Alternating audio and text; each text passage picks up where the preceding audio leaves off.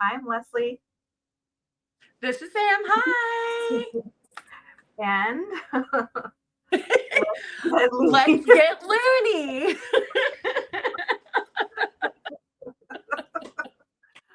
All right, Sam and I, we buddy read. Maybe I'll do a 1 and a 2 and a 3. I don't know. Yeah. No, is it on 3 or 1, 2, 3, and then go?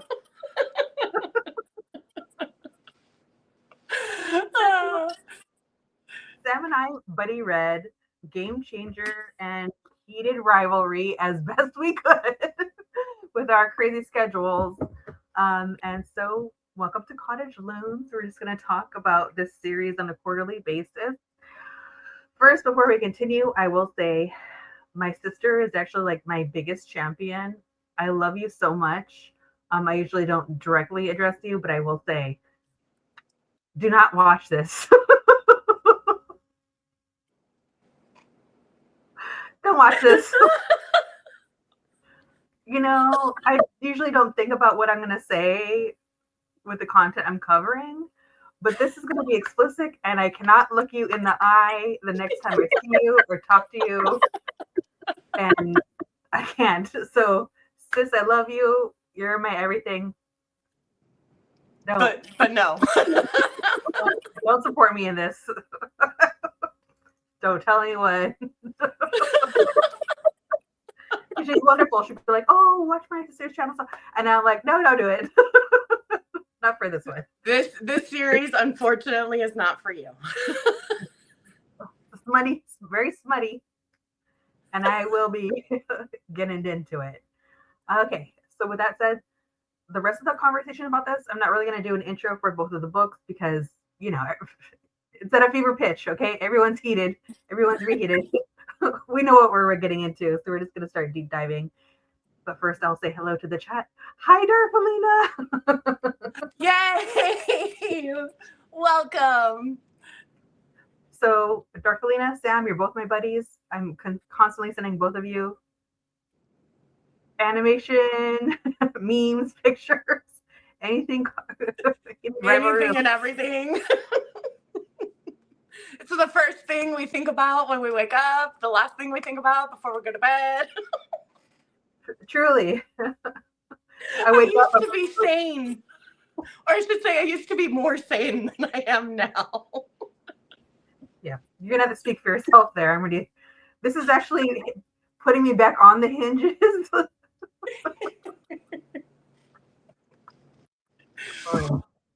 Oh, goodness. All right. So did you want to maybe just like for structural purposes, did you want to like at least have a brief, like non-spoiler, I guess you'd say, overview of let's do Game Changer. Okay. You want to say your thoughts on that book, non-spoiler? It's a hockey smutty romance. Mm-hmm. Like that's about as non-spoilery. No, I there were some pluses and minuses, I think, on kind of my feelings that I formed watching the show, especially, episode 3, about both Scott and Kip. The book, I think, it definitely dove into kind of their relationship and the story a lot more, which you can only do so much within one episode on the show. But I think it kind of changed my opinions on the two characters a little bit. I loved how much Rachael Reed, like, her words were used in the show, which makes me love the book, that much more, just because it's a source. It's the Holonov Bible, the Church of Holonov Bible. Yeah, so I think overall, I just have to say it definitely changed my opinions about the two characters. Also the ancillary characters as well. The timeline was a little hard to follow, I would say. a little less so than like Heated Rivalry's book. But all in all, I mean, I enjoyed it. I liked it. It was fun. It was a little more tame than I was thinking it was going to be. So yeah. Also, definitely is like the sacred text. Yes. Yes, exactly.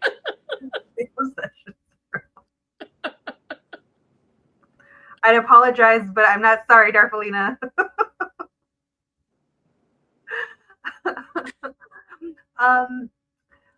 All right. So I'll say I'm so glad I saw the show first and wasn't all the book fans, which, the show relies on to have like that fan base already there. But I'm glad I wasn't one of those people because I really enjoyed episode 3 that covers Game Changer. And I think if I had read this Game Changer first, I would have felt what was lacking. I did kind of I did have like minor critique, but I didn't really mind because again, like I feel like I'm practical. I know there's only so many episodes, so much of a budget. Like I think about those things as a viewer, and I don't mind. Right. But in reading this, I thought, wow, now I get to see that there's just a little more. Like I think there was a chance just at minor scenes, minor tweaks, even just to episode 3 that would have led to understanding a little kind of, especially Scott's POV and the risk that's there because it's kind of all on the surface, and I felt like that's kind of done on purpose. I think because I feel like that's going to get explored more in like season 2. Yeah, but I just want a little more for the audience to feel being with the lens of like people in 2026. Because I kind of feel like there's been progress been made and then 2 steps back. Progress been made and then 2 steps back. Yeah. And so sometimes it's kind of like it might be hard for an audience to sometimes feel that. But anyways, before I go there about the book, I will say, oh, Sam's gone, but I'm gonna keep on going. I did read this. No, I did. I audiobook listened to it through Audible on just like at work. I was like binge reading it. And usually some of my job can be mindless clerical stuff, but this week was kind of crazy. So by the time I was listening to Game Changer, because I read Heated Rivalry first, it was like I was really just like slogging along, and it wasn't like completely the book. It was also just like my time constraint and how much time I had to dedicate to the book. The part that was hardest to listen to, and I wish Sam was here, was the accent changes by the narrator. The narration was absolutely atrocious. It was not good because the narrator puts on kind of like I guess you could say like standard general American accent for Scott and everyone else. Oh, here we are. My father, I love him dearly. He just doesn't understand that he can't call me. Okay. I was just talking about, I barely started, so I was talking about the accents, the narration accents. On the audiobook? Yes. So I was saying that oh god, there's like a standard American accent for everyone else except for Kip, who has allegedly a Brooklyn accent. Brooklyn accent. No, broken is a good term. Yes, Evelina, we're totally gonna go there. It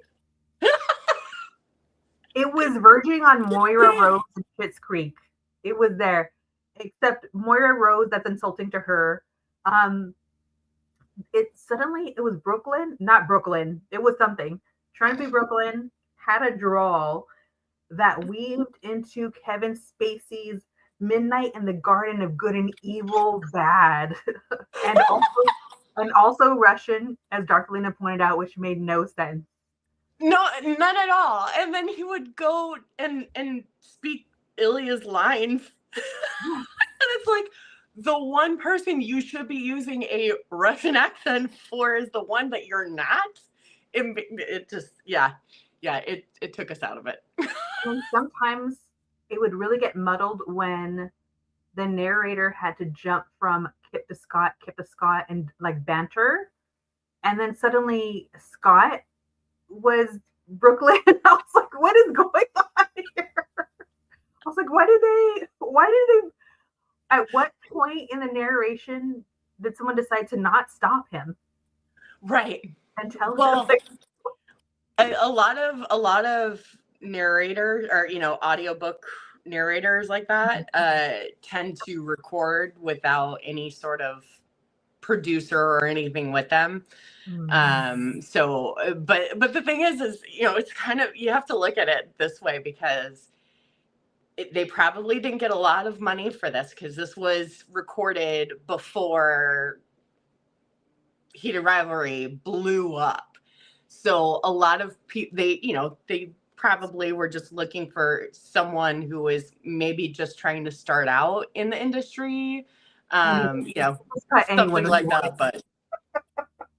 But that was, that was rough. I'm trying to be positive. all I know is I'm hoping that they re-record this with a cast. That I would die. I mean, I wouldn't die, but that would be amazing. That would be amazing. Please. Because I mean, when you listen to it, like listen to an audiobook, it's a performance. So, it's not really the actual text of the book that you're reading, because you tend to form your thoughts and opinions and stuff based off of what you're hearing and not what you're reading.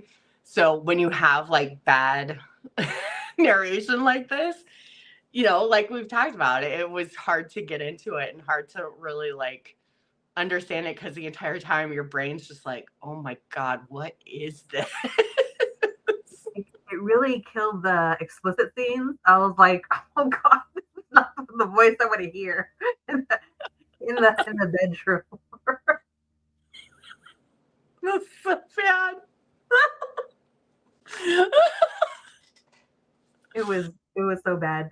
But from that, okay, so it's basically my non-spoiler for Game Changer. Okay, let's have a non-spoiler talk about Heated Rivalry. But before I continue, I haven't had the time. I'm a bad fan. I don't have any merch just yet, so I decided to wear the original Heated Rivalry right here.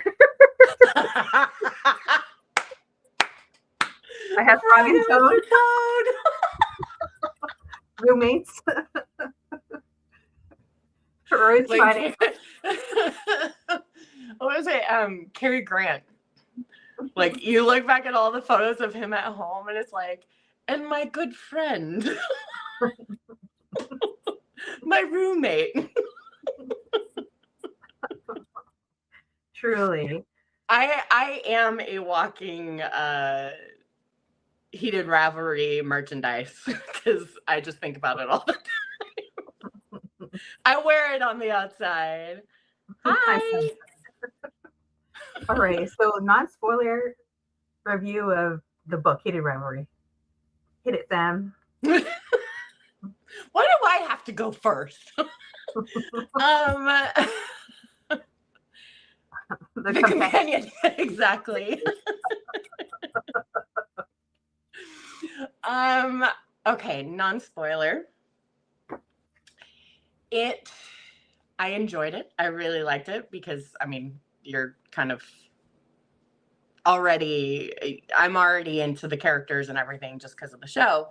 So going in, I knew what to expect. And once again, it was very much like pluses and minuses. I feel like, and we'll delve into this, Shane's thoughts, I think, were a little more intense than I kind of expected in some regards, just because of how Hudson portrayed him. And Jacob kind of wrote him as well. But once again, it was a lot of like words and almost entire scenes taken from the book that were in the show. So once again, sacred text, phenomenal. I liked it. I enjoyed it. I liked kind of the extras. Some scenes I think were a little drawn out for me, just because it was like, okay, I got the meaning of them, and I got what it was meant to portray, but it just kind of went on for a little bit longer than I was expecting. But otherwise, like, there were a lot of like little fun extra things that weren't in the show, which I really appreciated. And but yeah, I think most of all, I did enjoy learning the thoughts of each character a little bit more in the book. And I think that kind of helped the characters, I think, in my mind a little bit, helped me understand them a little bit more. Yeah, yeah, definitely. Which only a book could really do that. From now on, I'm gonna have a spoiler banner up. Oh, you don't even have non-spoiler? Look we already know we're a chaos. We're doing the best we can. Spoiler from here on out. I think we did a pretty good job of just. I mean, we already know these are romances. We know what's going on. We know what's coming. It's not a thriller. Literally, we know what's coming.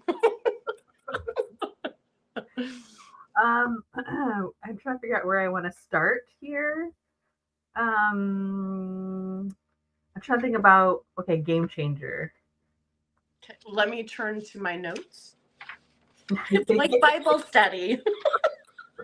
We need someone to press the organ.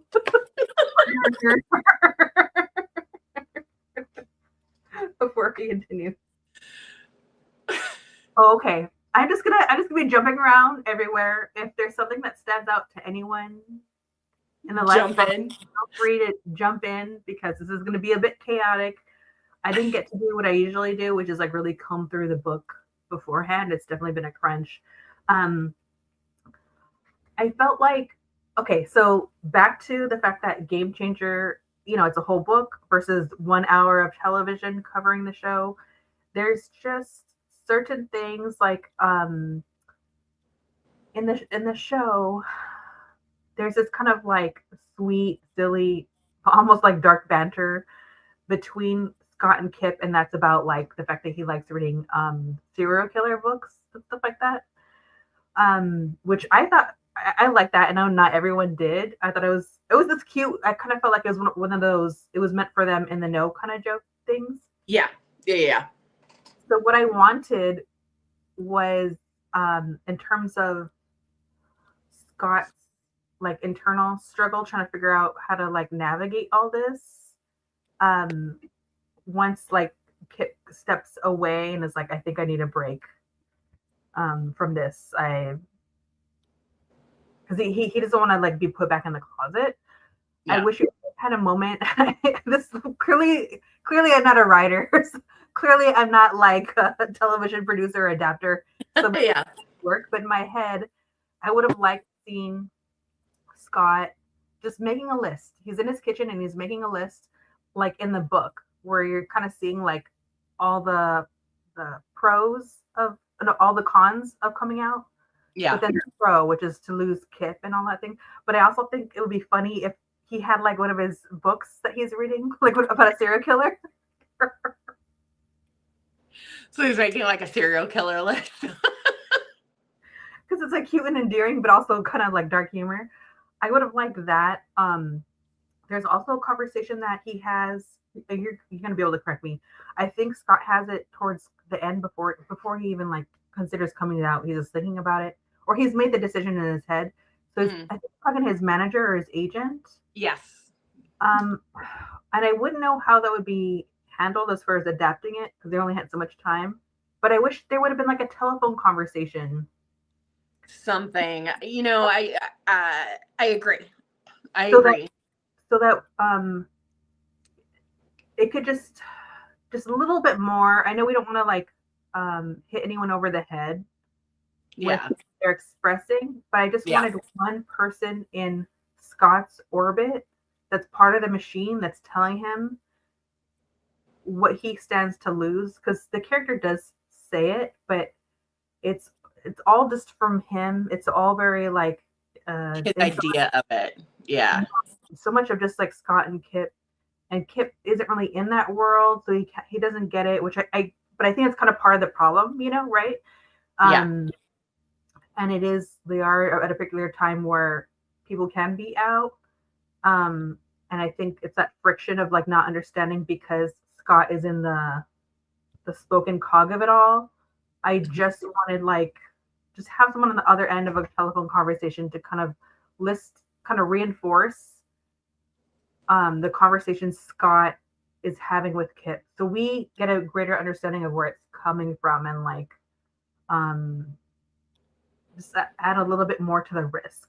Does it make sense? Yeah, more risk to it. I mean, it definitely, like in the show, it definitely was, not, I don't want to say one dimensional, but like we understood the risk of what, Scott, if he did come out, like what would happen in the show. But yeah, like I kind of, like I said, I liked getting more from the book of the situation, and you understand the risks a little bit more. I kind of didn't like Scott for a little bit, for a hot second. I don't know. There was like a second of like, I don't know if I like you as a character right now. But there were definitely like, okay, girl, Kip and Kyle? Oh yeah. Kip and Kyle? Mhm. Okay, sorry. That doesn't happen in the again, they're just trying to like really like focus in on their love story, but the On fact their love story. For sure. I understand that. But yeah, like I just I had to get that out because I was just like, oh my God. I was like listening to it, I'm just like, Kip and Kyle? Like no one was listening. I was at work. I had my little headphones on at lunch. I'm like looking around and everyone's, working away. I'm just like, oh my God. But yeah, like some of the choices that Scott made in the book, I just was just like, I don't know. I think in a way, them. Uh, so and also, I don't know. It seemed like prolonged agony a little bit more than the show for the two characters. Um, I think the way that they did it in the show kind of dramatized it a little bit more for us of like isolating Kip. Because I feel like in the book he actually did have a couple more people to kind of talk to. And but also I felt like the show also isolated Scott a little bit more because once Scott made the decision to like open up, he did it slowly. So like he came out to his manager and then he called, his manager was like, oh no, don't do it. And then he was like, I'm going to do it. And then, he called his best friends in, and I actually really enjoyed that aspect of it. Once you saw him make the decision, he was the one who made the changes in his life. Like he led the changes. I think in the show, having him make the decision after winning the cup was perfect for the show. It was a huge moment. It was drama. It was fantastic. But I just liked in the book how you saw him slowly making the changes in his life. And I think that's a little more realistic than, just I'm gonna call my boyfriend down to the ice. Yeah, And also I enjoyed the fact that Kip at that point they were together. Like they knew, you know, Scott knew he was going to come out. Scott knew this is what he wanted. He was going for it. Kip knew that that's what Scott wanted, and Kip was there to support him at the final. And the fact that Kip's dad knew of their relationship, and Kip has a mom. Yeah. Yeah. I liked learning about these characters a lot more from the book, just because it's like it made it more realistic. I think they still moved fairly fast within their love story itself. Like Kip was always there, and Kip was like, "Yeah, of course I'll be here." But yeah, like I liked kind of, it made it more realistic. I feel like the book made it more realistic than what we saw in just the condensed, episode 3. Yeah, I agree. I like that there is more family involved. I oddly enough still like the dad more on the show, Yes. even though he only has so much time. That actor is so great. He's just such God, he was so good. so good. I love Kip's dad. Such a sweetie. So I like him more on the show, but I did like that we have an expression of family. And so I don't know why that. I'm sure it was like a budget thing as well, but I also wonder if they wanted to change the family dynamic with Kip so it doesn't seem to parallel Shane too much, maybe. Well, I think, yeah, I think budget was definitely a big factor. You kind of have to figure out how to get the same sort of feeling that you get from all these different ancillary characters. You kind of condense the characters down into one, so you only have one actor that has to, portray that. So I think it probably was more of a budgetary, and also how do you simplify? Because I know that's one of the hardest things when you're adapting a book to film or adapting a book to screen is, how do I make this simplistic and realistic? And also within the constraints that you have of budget and time and all of these things.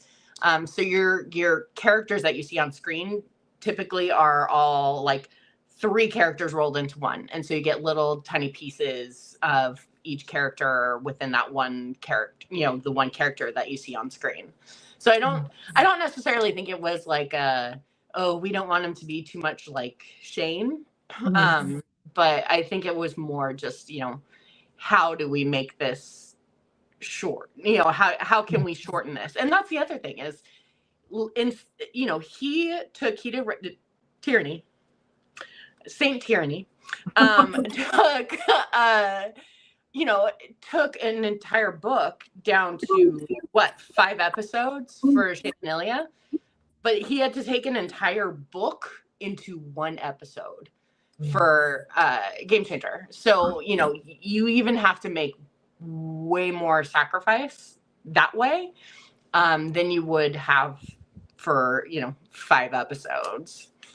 But I don't know. I mean, I agree. I liked the dad more in the show. But I also feel like you did have some of that sort of folksy type humor within the dad character in the book. So I feel like he kind of pulled that, like the whole scene when Scott comes over for dinner and he meets, his Kip's mom and dad. And the dad's like, well, I'm more of a so-and-so fan, but I'll let this slide. Like, you still kind of had that sort of jokesy, kind of charming aspect of the dad. But yeah, I definitely agree. I liked him more in the show than in the book. Yeah. Right. Scooters, anti-cult report. Hi, new here. I think Kip does get it. He just doesn't want to continue keeping it from his friends and family, but he also respects Scott's perspective. Yes, definitely. Yes. I just felt like I understand, like, also that's Kip's experience. I think he understands it intellectually, but I think it's different when you're experiencing a manager tell you. So I understand that, like, Kip hears him. He's like, I know you're in a bind. I just feel like, not that I want the characters to feel like uh, a traumatic experience, but he's only hearing the information from Scott and he's taking it in. And I think I just wanted that, just a conversation. So, because it's different knowing something intellectually than actually like hearing and experiencing it. And so I don't think Kip would even have to be there for that conversation. I just wanted Scott to have a moment of back and forth on the phone or something where for him to talk something out also before we get the grand scene of that Wolf Parade song of Kip coming out on the ice and making the decision to come out. I just Yeah. and it wasn't really like a thing for Kip, but I felt like more for the audience because I think sometimes people don't give Scott like enough credit for let's say like going to the gallery and being like upset, and so the actions seem particularly normal for everyone else, right? Walking into a gallery, but he's carrying so much in his own like interlocution of thinking about everything that's at risk if he's outed. Does that make sense? I don't know if that makes sense. It makes sense.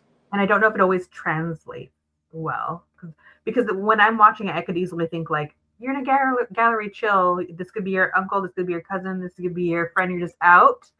But for him, there's just too much going on internally. It's just too stressful, you know.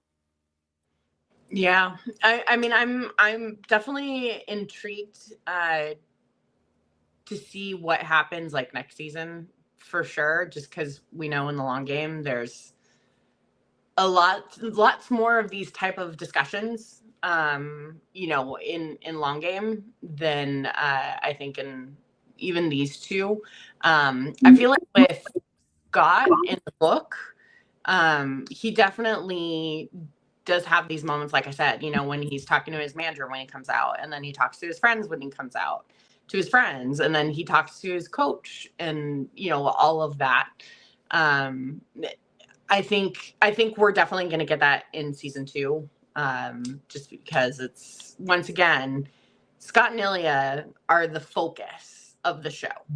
And that's the thing we kind of have to remember, is they're the ones that are the focus of the show.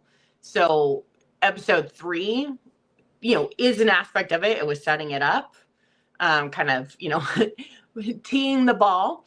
So, we're definitely going to get these sort of situations and conversations and scenes, in, I think, season 2 that we just didn't get in season 1.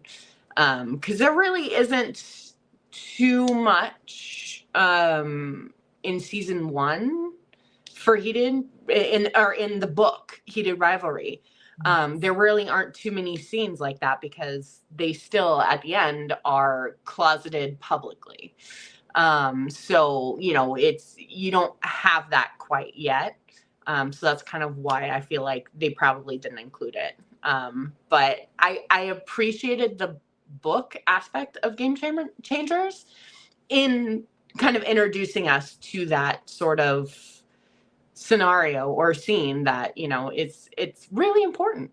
I feel like it really emphasizes the important aspect of it and how hard it is and to come out and, do something that's truly, excuse my French, fucking terrifying. Yeah. And just how strong someone has to be. Like, I don't even know if I could do that. Like, it's just, I'm in awe. Yeah, definitely. I like that their timeline moves Yes. quick in the books. Yeah, definitely. Yeah. Oh, the timeline. And that's why I also think, even though someone that's now a fan of the books would have liked Scott and Kip to be sprinkled throughout the show, it's nearly impossible with the way the timeline's handled. Yeah. We would be so confused as a viewer.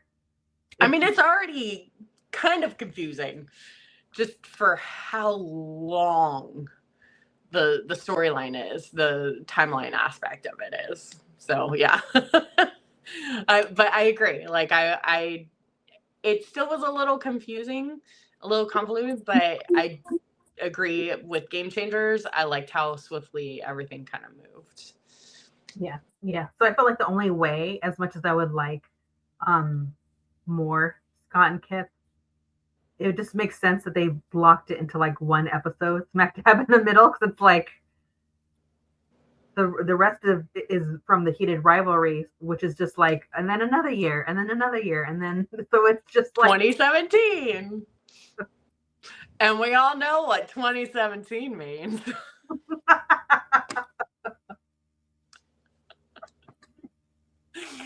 I've seen the show way too much. Okay. So piggybacking off that conversation, there's something that I liked in here that the author does really well that I also would have liked more in Scott and Kip's episode. So like it's on page 164. I'll just read it. It's when they're at the event, and so Scott and Kip see each other at the event with Elena, and it says, before they departed, Scott extended his hand to Kip, who stared at it for a moment before he grinned and took it, shaking it like two men might who have just met at a social function. But Scott took the opportunity to gently brush his fingertips against the inside of Kip's wrists.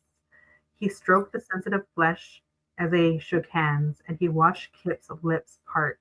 He watched his eyes ignite. And I felt like, oh, I would have loved if they had like a close-up shot of them saying goodbye and shaking hands.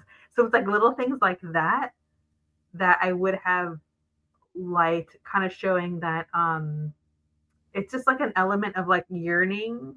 Yeah. For two people that are literally in a relationship, but they're like hiding it. And that moment also feels very much like K-drama moment. Totally. I mean, it's the water bottle. Yes. From episode 1. Yes, they deserve their own like water bottle. Their own water bottle moment. And they didn't really like have that. No. And I would have liked that it would have still been within the scene. So it's not like I'm not adding something. Excuse me. I'm just going to fix how I'm sitting. I'm not adding something that like would. By the way, as a fan, I'm also considering budget. So like they're already there. They could have still like had that moment of them saying goodbye in that way. And I'm a sucker for anything remotely like hand touching. Yeah. And anything hands, I'm there. I just think it's so sweet and endearing. So the tuna melt scene was your favorite? Sorry, I had to. With his weak back hand, apparently. We know that's a lie, Ilya. I don't know how weak that backhand is.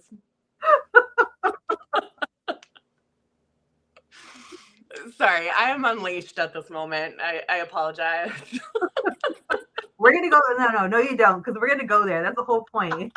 We're getting there. I was trying to glide in there with the hands, and you're just like Miley Cyrus wrecking ball it. Got it. Darcelina, there's a nice list of similarities between Skip and Hallman's stories. Yes. Yep. Yeah. Definitely. Oh my God. That's a good one. But jump in anytime. Sam, while I'm trying to look for something. What are my other notes? I have to look at my notes. Truly. Usually I'm more what was I gonna say? Okay, so I'm gonna go back. Yeah, go ahead. You go first. Go ahead. No, it was just so as much as a Kyle Kip moment kind of surprised me, Kyle was Shane's Rose in this episode in a way. Because the scene when Kip is in the bookstore and runs into Kyle, and then they kind of have a, Kyle was like, clearly something's going on. I didn't mean to, tread on anything. I hope I didn't make the situation worse. And then them going to get coffee and just to give Kip the opportunity to kind of talk things out. I really did enjoy that aspect. And, like Darfelina said, Holanov and, Scott and Kip have very similar sort of lists, like aspects. And I feel like this was definitely one such aspect that I really did enjoy. I liked Kyle. I wish we kind of had more of him in the show.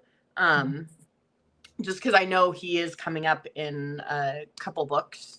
But, in the book Game Changer, I really did appreciate Kyle's character a little bit more, aside from I still in my head always hear, "Thank you, Kyle." And since, one of my best friends is named Kyle, he's not a heated rivalry person. So it's really, really hard to say his name and not say it that way, because I know he's not going to get the reference. Does he need to? Not really. It's okay. Yeah, that's true. But I'm sorry to anyone I meet whose name is Kyle, because you will forever now be known as Kyle. But yeah, like I did enjoy Kyle's character in Game Changer a little bit more in the book than I did in the show. Yeah, I also like, not that I like messy narratives, I did like that Kip smooched him and was like, okay, well, I don't know what's going on between me and Scott. So I had a little smoochy smooch, and I was like, oh my God, I like that you're not so innocent. He's trying to figure himself out. He's free agent. He can do whatever he wants. He's a free agent. It still was shocking. Cult report.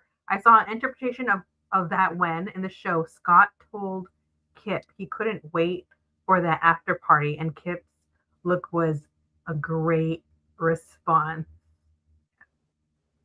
The after party. The after party. Wink, wink. Or. I choose or. Yeah. Taking notes here. I know. There's a little bit more of a conversation. Actually, this is a good example of what I wanted, a little bit more on the show. And so it's Scott and Kip talking about how Kip feels and how Scott feels. So it's on page 272. And I think this, okay, so Scott and him are a little arguing. And so Scott says, my life has already changed, and not only in a good way. Scott and Kip. I feel like I've been shoved back into the closet. It's not you being famous or whatever that makes this hard for me. I've never been with someone who is ashamed of who they are. And so Scott argues that he's not ashamed. Kip folds his arms, and Scott says, I'm not. I don't think there's anything wrong with me with being gay. I definitely don't think there's anything wrong with being in love with you, but my life has very little to do with what I think. There's a lot of responsibility on my shoulders. I represent something more, important to a lot of people. And so, like, I know it's a television show adaptation, so there's more show than tell to get things across. Yeah. But they do have like a conversation towards the end of episode 1, and I kind of wish it was a little bit more like this. Even though we get Scott on a podium talking to everyone, and so some of this is already baked in there. Mm-hmm. But part of me just wanted, I think I would have liked it more if it was this conversation between the two of them. I can understand that. I think, but they had to do what they had to do. But I did enjoy that conversation, and Scott really like verbalizing, like, no, I'm not ashamed. It's the external pressure. That's the thing that I love about these characters and the adaptation, actually. Mm-hmm. Very clearly trying to set that they are not ashamed of themselves. It's all external pressure. Yeah. It's pretty badass, because there's plenty of other shows or adaptations of stuff that I love. Mm-hmm. And typically is an element of the character feeling shame about who they are. Mm-hmm. And that feels very refreshing about these books and the show because that's not an element that's in there. None of them seem to feel like ashamed of who they are. It's more like frustration of trying to figure out how to navigate a world that wants them to feel shamed. Yeah, I mean, I feel like Shane feels a little bit of shame Mm-hmm. in his journey to accepting That's who he true. is. Yeah. He definitely has a little bit there. Yeah. But yeah, I did appreciate that aspect of Scott and Kip, that they each really weren't. They had already figured themselves out. You know, they already knew who they were. See you later. Bye. But yeah, no, I feel like definitely in the books and in the show, you know, Scott and Kip both knew who they were and had already gotten over that aspect. Which, you know, I've also understood why Tierney chose to highlight Shane and Ilya over like Scott and Kip or anything like that, because I feel like it's a much more complete journey.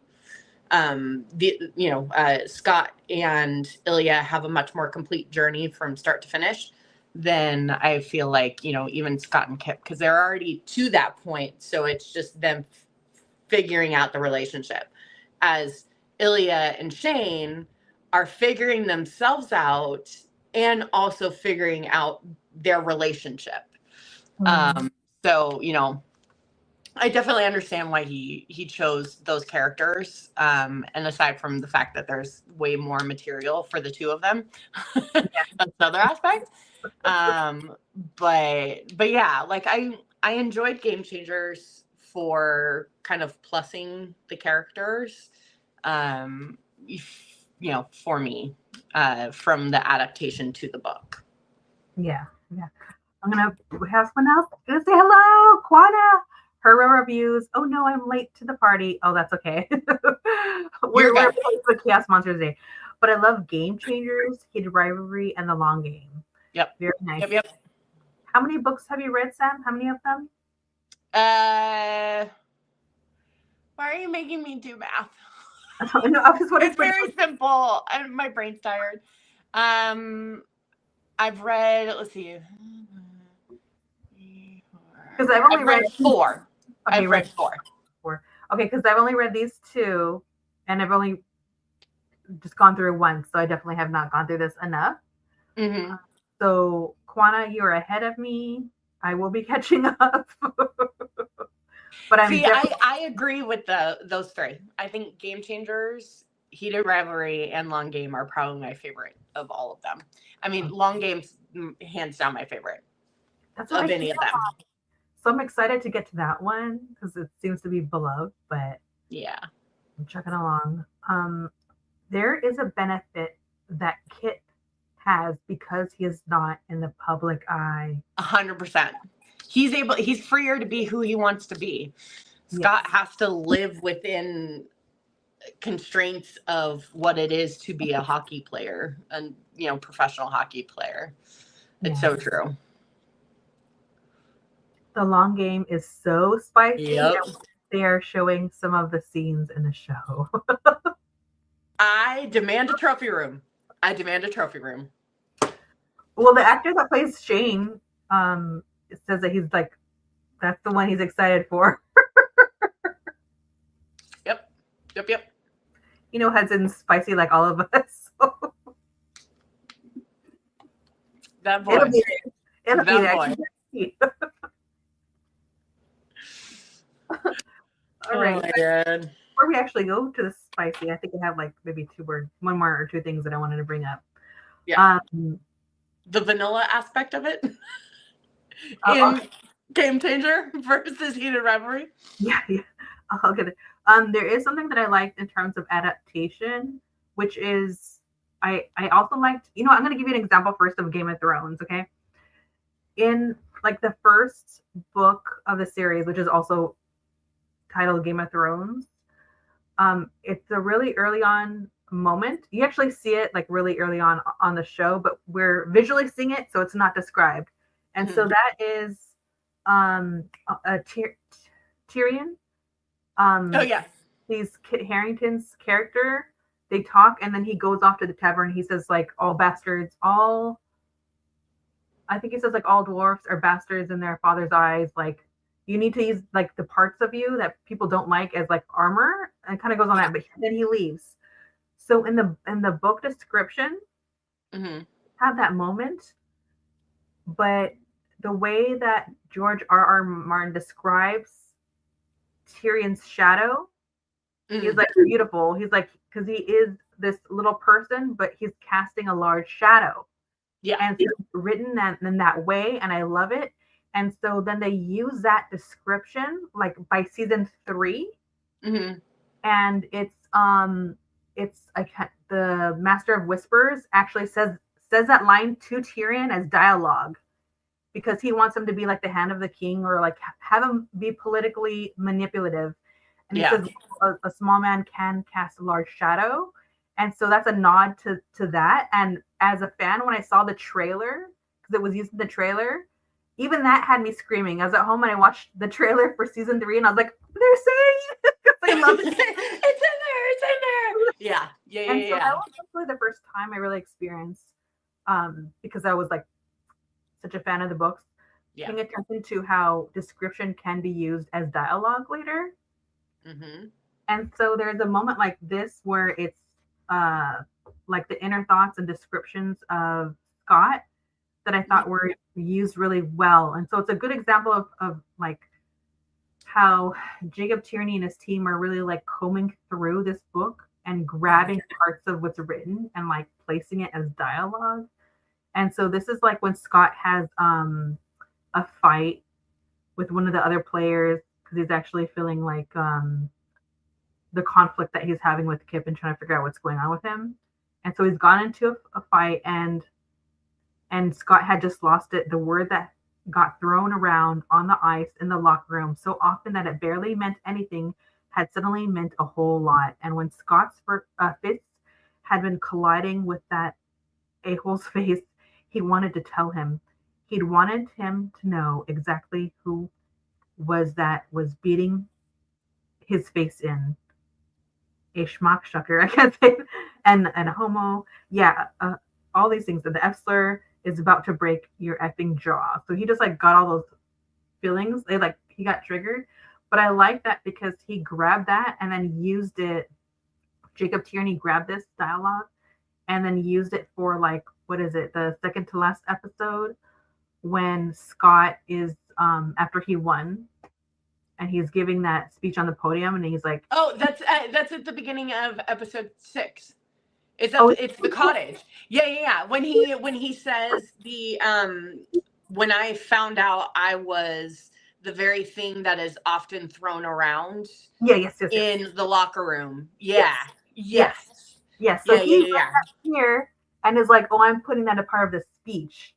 Yes. And I thought that was like such a keen eye for like adaptation, and a great example of grabbing something and being like honing in, like, oh no, this almost feels like the thesis of the whole show, right?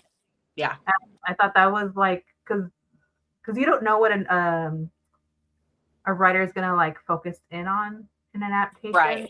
Yeah. No, not at all. But then again, not all adaptations pull almost direct word for word the way Tierney did. Yeah. Because it's not just that, it's not just like maybe one or two, like there are so many aspects of the book that, Rachel Reed's words that he pulled. And like that just, to me, that shows the strength of Rachel Reed's writing, because she just does so well of describing and also coming up with actual dialogue, which a lot of authors aren't that great at doing. They love to add all these descriptive words and things like that. But Rachel Reed's writing is just so good about making it a conversation and Yeah. the dialogue and the things like that that so many books just don't do. Like she just does such a great job of that. In especially, I mean, it just shows in these two books. And then the fact that it was as you know, it's hard, but I don't want to say it was easy, but it was kind of, I'm betting, a little bit easier to adapt the books to screen for this, just because Rachel Reed just does such a great job of teeing it up for Tierney to kind of knock it out of the park. Yeah. Yeah. Sorry, baseball season's coming. Trophy room.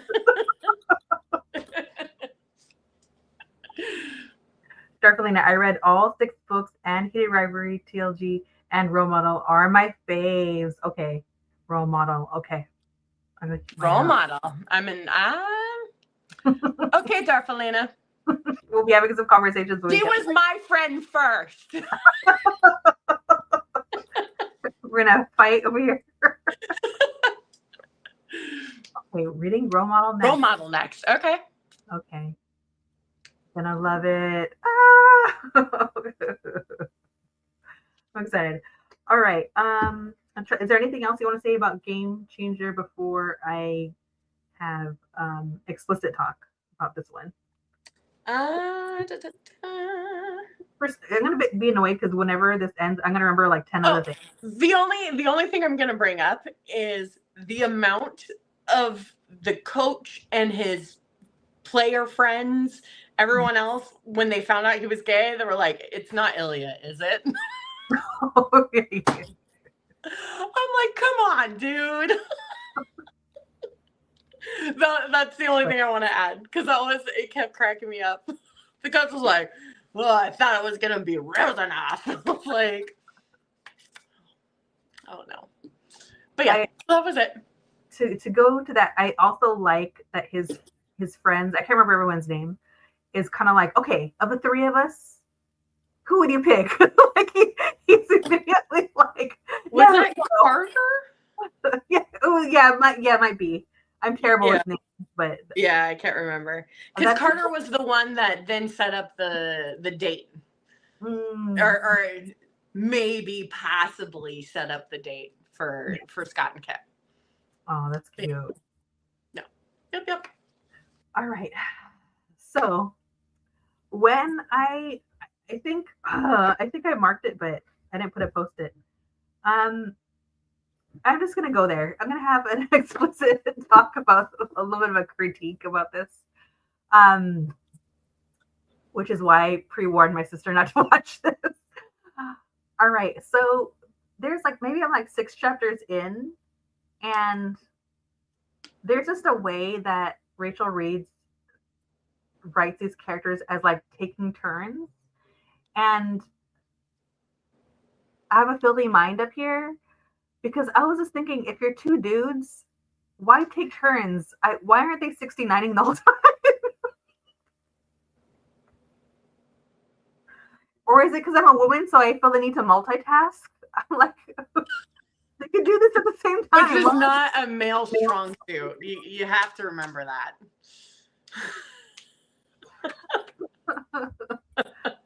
I just felt like some of this felt like a little bit or maybe, I'm not like, I haven't read that much smut stuff, but I guess by the time, I think my mind has already been soiled by other books.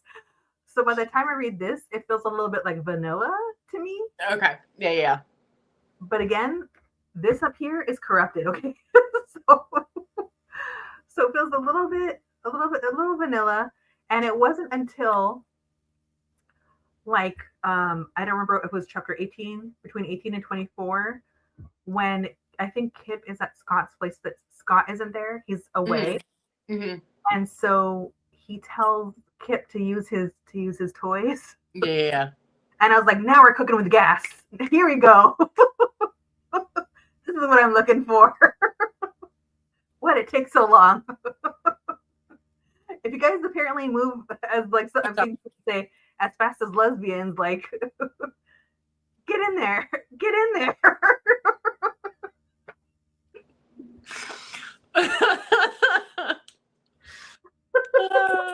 It's not a race. I agree. You've killed her, Darfleet. It killed me. I'm dead. I'd like not a race, but they could do things at the same time, and that feels nice. I don't know how to say it. So Anyway, I feel like we need to have a discussion. Like, does efficiency like turn you on, Leslie? I think maybe because men are so like not efficient, so my ideal is efficiency.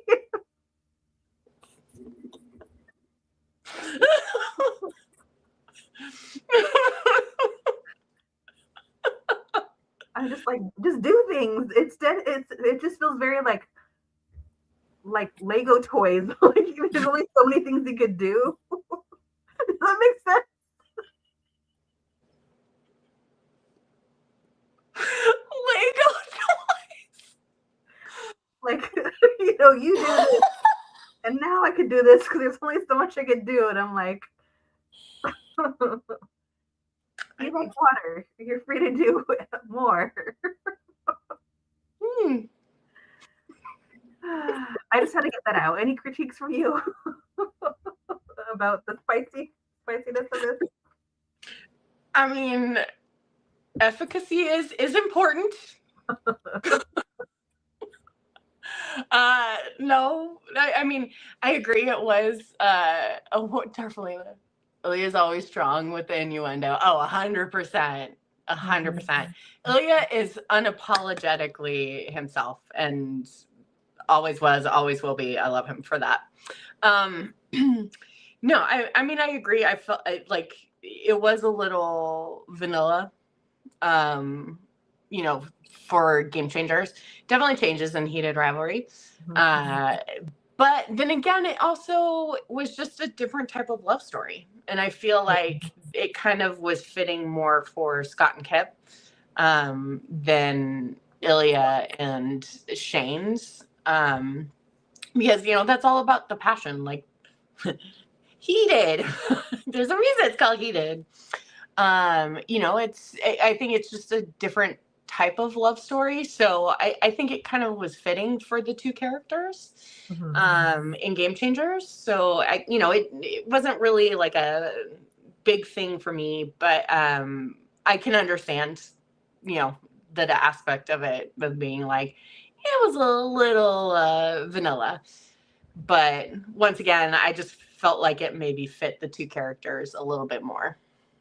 There's a word she used over and over, and I felt like the lines are blurring, so I don't think Shirley did it in Heated Rivalry, but you can correct me. But in Game Changer, she uses the word pre-cum a lot. Yes. Yeah. And I'm like, I get it. Like I know I just feel like there's other words we could use. Like I'm fine with the word. I'm fine with like being clear and direct. That's not it. I just feel like we need more like variety of like vocabulary for that. Okay. Am I making any sense, or do you think I'm ridiculous? A little bit. But I know, I understand, you wanting more variety. You're being quiet.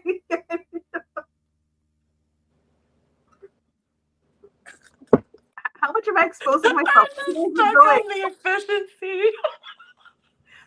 No, it really wasn't like it was an efficient thing. It was more like titillation. I'm like, why are we taking turns? Like, we both have parts and holes. Like, all right. Am I making? Please tell me someone.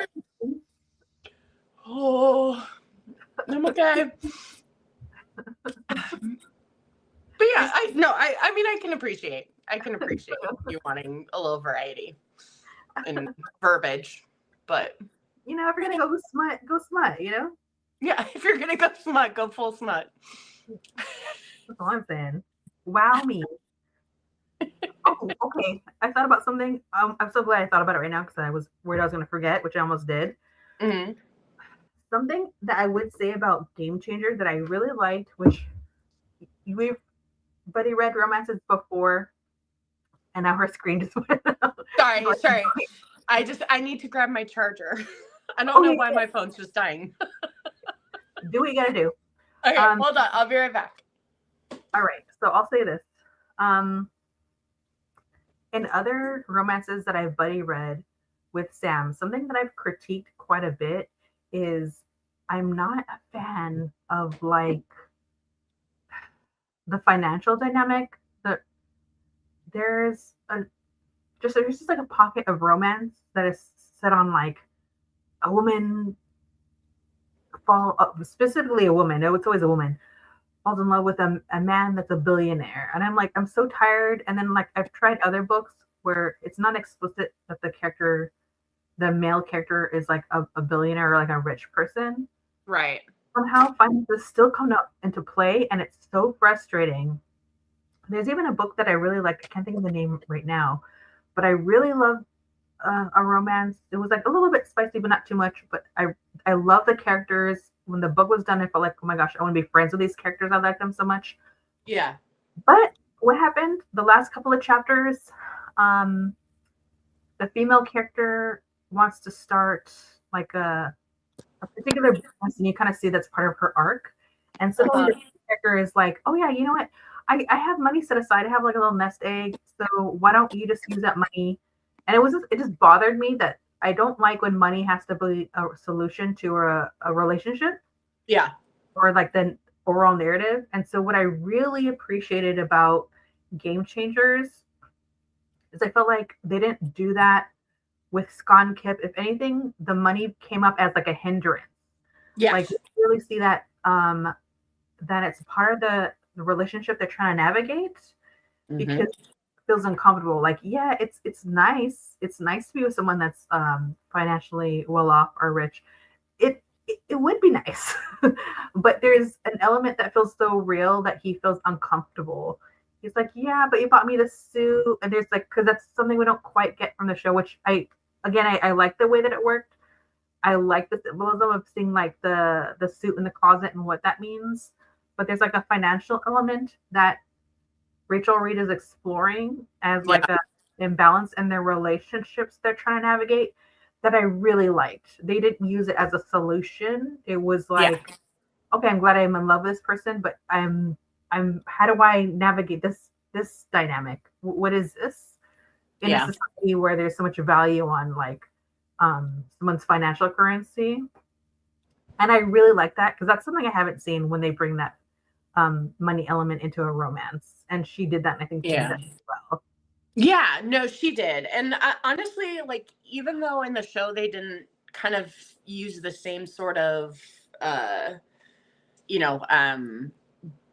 point of almost contention between Scott and Kip, I feel like the show, because of the fact that they didn't highlight the super rich poor kid, they still did kind of approach it because in a way Kip still was hoping to get a scholarship and all that stuff. Like, he was still working, so like he never really was like, oh, I'm gonna pay for your school. Like, Scott never did that. So in a way, I think they just sort of operated under that idea where it's like, okay, he has money, but I'm not relying on him. I'm doing this myself. I'm getting the scholarship. I'm still working at the friggin' smoothie shop. And, I'm also catering. Like, yes, I'm with Scott, but I'm still doing what I need to do to survive. Yeah. And so I feel like the fact that Kip didn't even really change his life in the show, to be like, oh, well, now my boyfriend's rich. I feel like that just kind of made up for the fact that they didn't bring it up in the show, if that makes sense. Yeah. No. Like, I didn't feel it was necessarily lacking. I just really liked, it's more of like praise for Rachel Reed for broaching that subject and not making making a solution, because I've read that so much and it just bothers me so much. And it's typically like a straight relationships, and it's the female that is like in financial duress And the Yeah. man steps in with his rich money and Right. It's a solution to a problem, and instead of actually finding a practical solution. yeah. It's the easy way out. Yeah, and it just like one of those things that grinds me. And I know it's like an element for some people. It must feel like a bit of a stepping into like a fantasy to some extent, but just like for me, it just bothers me, and it creates like an opposite effect for me, Yeah. where I'm feeling like, okay, I'm reading a book to actually specifically romance. I don't feel like this about so many other genres I read, but specifically romance. I'm looking for a good time. You're just reminding me that I'm broke. And I don't You're want like, thank you. Thank you for that. Yeah. yeah. It's like I don't want a man to swoop in and try to like fix things for me. That'll get me so angry. That's not what Yeah. I want. So when I'm stepping into a romance and like because of that like dynamic is going on, it really takes me out, and it is just it's not a hit for me in Yeah. any capacity. I cannot do that anymore. Oh, it was, you know what it was? It was Out on a Limb. I can't remember the author's name, but that book, I liked it so much, and she just had to stick it in last minute. Let's make it a financial solution. And I was like, if not, it would have been like perfect. That book would have been perfect. Yeah. Yeah. I can Although understand. it has to be Rachel's King. PREC? What does that mean? I don't know. Oh my God, I'm not cool anymore. Yeah, I'm sorry, Definitely. You have to expand because I'm not. I'm not. I'm not. Yeah. I'm gonna be annoyed when because Efficiency is Rachel's kink. Oh my God, she and Leslie are really. Oh my God. all right, going on to Heated Rivalry. Um, I'll say this about the narration here. I like the narration work just fine for me. Yeah. Oh, now I understand. I'm not gonna click it. Do you see what it says? I can't see it. I can't see it on my end. Can't see the comments. Oh, Oh, I'll just because I already said it. Pre-com because it pre-com. oh, got it. Got it. Got it. Okay. Hello, I should got it. Yeah, thank you. Thank you, Darfalina, for the clarification. Yeah, she uses it quite a bit in that Game Changers. And I was like, I just didn't. Anyways, you know what? Maybe that's a whole other kink thing. I'm not even thinking about in the terms of that. Oh yeah, that's true. That's very true. Um, so that's that with Game Changer. Heated Rivalry. The narration was fine. There's no Brooklyn accent inserted, so I didn't have any Brooklyn issues. Russian accent. What I did, what I thought was interesting was I love Hudson Williams so much as Shane over the moon, but I felt like I had like another layer of appreciation for how he handled certain scenes with such sincerity, which Yeah. really feel with these characters so much. Because when I'm reading some of these moments that the narrator is interpreting, Mm-hmm. some of what the how the narration comes off with the voice is a little bit like more exasperated, as where I felt like the actor handled more with like sincerity with some moments. So there's Yes. clearly Yes. a different like acting choice for character that's being made that feels so different in a way that have never noticed in other adaptations when I'm listening to narration versus like a show. Yeah. Yeah. And I just thought like there's just another layer of appreciation for these actors that have done such an incredible job that just like suck us in Yes. to like I felt, I always feel myself like leaning in to all these very vulnerable, sincere moments. Even if it's not like an intimate moment, I'm just like, God, the acting is so good in a way. Yeah. Because some of this, how this was like interpreted, it's just different, but it's not as good as how the adaptation was done. Right. I'll say about that. Any thoughts? Where do we start? No, I mean, well, just about what you just said, like it's true, and that's kind of what I was referencing earlier about the fact that when you listen to audiobooks, it's an interpretation of the book, so you are actually getting another kind of storyteller's version of what they think the book is, or what you know uh, what they interpret to be going on during each of the scenes. Yeah. So that's kind of why I like to read over that, because then I can form my own sort of opinions. Yeah. And then usually with audiobooks, then I'll listen to the audiobook. And then kind of it helps to hone kind of your idea of what the story is. And maybe changes your idea of, you see a scene in a whole new light in a Mhm. way. Yeah. Um, but I agree. Like, Hudson's read on Shane and I kind of agreed a little bit more with that version of Shane, of just being sweet and kind of innocent and just kind of on the journey. And the other thing I was referencing earlier was Shane, dude, in the book, some of his thoughts and his opinions, I think, took me by complete surprise, because like, Shane almost had some like actual hate for Ilya in the book, a little more like there's a little more vitriol on his side, I feel like, in some of these scenes, and especially like the intimate scenes and things like that. I was like, damn, Shane.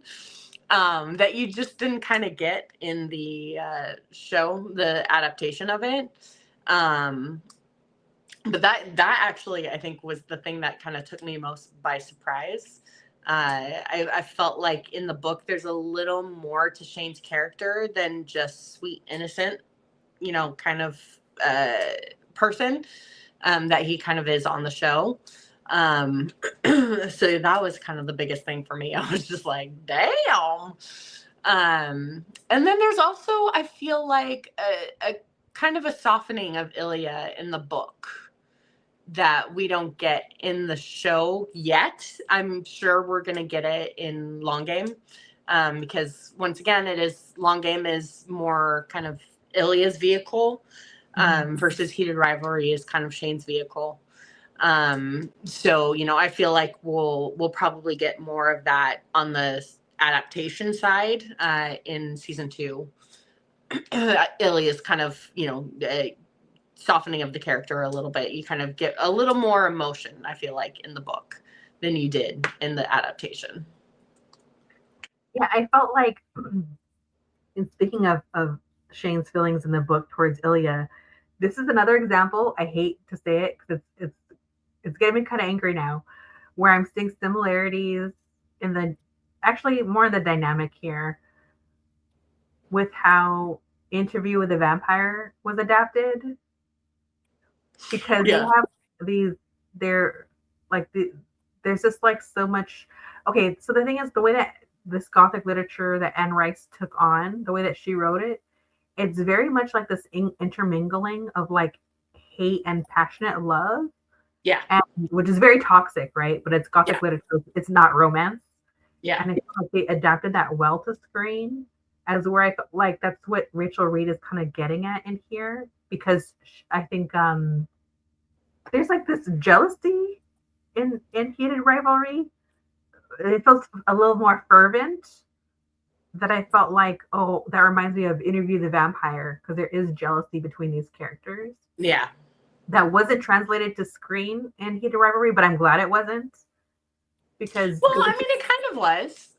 The episode 2, was it episode 2, or no? Maybe it's the end of episode 1 where they're presenting together. yeah.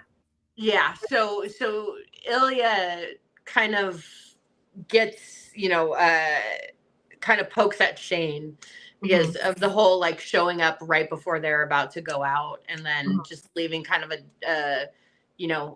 not explaining, like, he's just like, oh, I'm late, and Shane's like, who you're with, and then all of a sudden they walk out. Like, he literally, you can tell on Ilya's face, like he did kind of bait him into that jealousy in the show. You do kind of see that aspect. And then But you see Ilya's super stupid jealousy in episode 4. yeah, but I mean, not that part, but they don't have hatred for each other. Oh, got it. Okay. Yeah. I mean, because it's just like, that doesn't come, like, I don't feel like a moment like that, it's more because Shane's hurt and he cares about this person and he's shoving it down. It's not really like coming from a place of like hate. But I also do love that because damn that actor, you just see that curl of a smile as he goes onto stage because he realizes Shane, he's like, oh, I still have a chance. Even though I've like ghosted him all these months. Oh, Ilya. Ilya. I also felt like I enjoyed how the show was written and the dialogue for Heated Rivalry more on the show than I did in the books. I could see how it was like boiled down to be like a little more streamlined. But I also feel like it's a book, so there's more like conversation going on. It's a little bit more loose structure. Yeah. But just certain lines. I mean, come on, we go around like quoting these lines from the show because he found a way to make them like a little more dynamic. Yeah. And I thought that was like interesting to come upon because he grabbed so much from the books and we're able to kind of like pluck it out. Something that I really love about it. I was surprised when I started listening to Heated Rivalry. Go ahead. No, Shane slept with other men. Yes. Go there. Talk about it. No, like once again, I think that kind of goes along with the fact of how Tierney wrote Shane's character a little more innocent and, exploring, but like the whole scene when he comes out to Ilya in episode 5, when he's like, I'm gay. But it's not just that, it's like he hones in on that. But like Shane in the book, it's really interesting because he explores more. I think he does more exploring to figure out who he is than he does in the show, if that makes sense. But yeah, that was another that was kind of on par with the Kip and Kyle moment of just like, what? It was really interesting because, like I said, like we get much more of each of the characters in the book, and kind of more of their background and more of their journey. But yeah, that one I was just like, when they were like, there were other men, I was like, what? That, and then I love him like convincing himself that he almost like he did sex stuff with 2 other women. Yeah. that was kind of my other favorite things. That was there. What's funny is that by the time Shane dates Rose, he has a thought to himself, which I thought was so hilarious because I felt like it's part of him is full of himself, but also still in denial. Because when he's clearly like engaging with Rose, he thinks to himself, oh yeah, look at my lucky stars. I just have high standards. So that stuck out to me, him saying, I just have high standards, because I feel like that's him trying to rationalize why he's not been attracted to other women. Mm-hmm. Yeah. He's like, I like this one. So that makes sense. When really it's just he's not accepting that he's gay. Also, the fact that Hayden, the person, like the woman he was trying to set Shane up with, was named Samantha. Good choice, Rachel Reed. Good choice in name. Yeah, Darkelina says Shane and Ilya slept with other men, but I'm glad the show scrapped that. Yes. Yeah, agreed. Me too. I don't want to see that. I think that would have hurt. Yeah, I like that. It just felt like such a specific choice because when Ilya goes back home and his former I forgot his name, the other guy that he would like sleep, the fact that he rejected another man, I felt like was telling of Sasha? Yeah, Sasha. Yeah. It was telling of his growing feelings for Shane because he's already making the decision that he doesn't want to sleep with other men. And I think that's also part of him like sleeping with other women because I feel like he's not really feeling a connection with them, but it's something that he could do because really all his feelings are with Shane. Mm-hmm. So I like that kind of, I totally agree, Darfelina. Shane's poor high school girlfriend that never stood a chance, especially after Ilya shared his water bottle. Totally. That's all it took.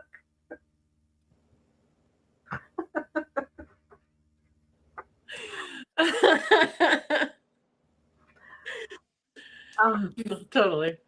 I like that it felt surprising and I liked it. I liked it in the book and I liked the choice to not do it on the show.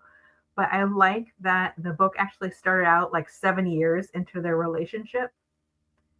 And immediately spicy, they're doing their thing. And then it kind of backtracks to the beginning. I like that so much. I love it for the book. I am glad they didn't adapt it that way. Me too. Because it felt like we're on a journey of like a slow burn, even though like emotional slow burn. Yeah. But like schmexually, it's fast tracked.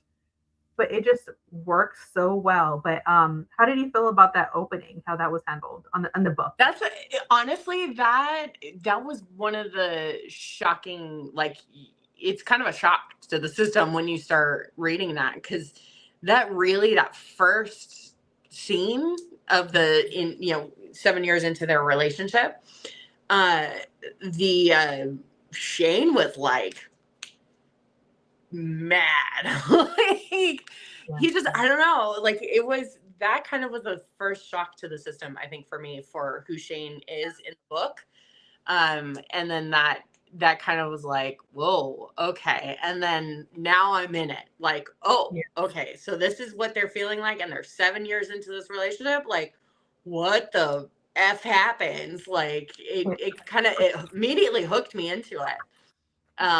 But yeah, it wouldn't have worked for the adaptation to have to start out that way and then move on, because I think it definitely, I think it would have been too strong. It would have turned people off, I feel like. I feel like it wouldn't have hooked people into the show the way that, like, super kind of quiet, no real music, lighter, hearing the lighter, like that whole thing.